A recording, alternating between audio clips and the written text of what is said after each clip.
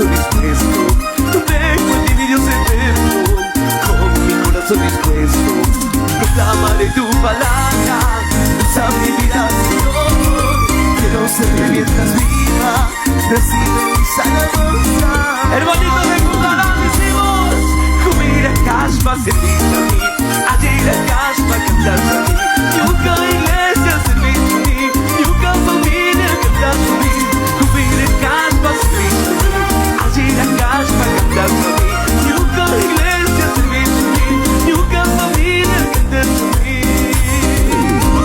Ajira Kashpa, Kumira Kashpa, y ahí tú te sirvi, y ahí tú te cati, porque ahí tú curcames un ministerio, y ahí tú curcames un llamado.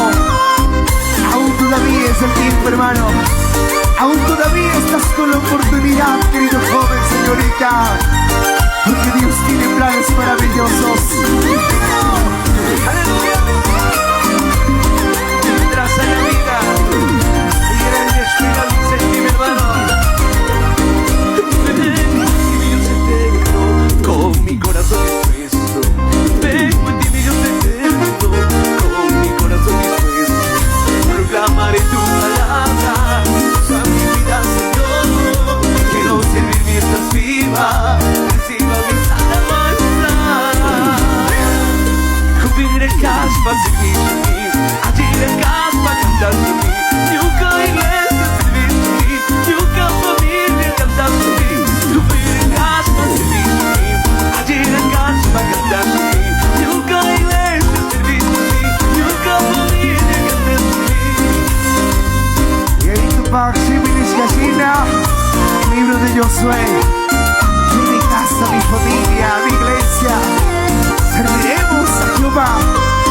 Hoy en adelante, hoy es una nueva familia, hoy es una nueva oportunidad para servir y alabar a Dios. Familia de mi casa, por donde vaya contigo, a donde vaya me llevarás, nunca me falta tu presencia, junto a mi lado bendito Dios. Por donde vaya contigo, a donde vaya me llevarás, nunca me falta su presencia, junto a mi lado bendito Dios. Así es.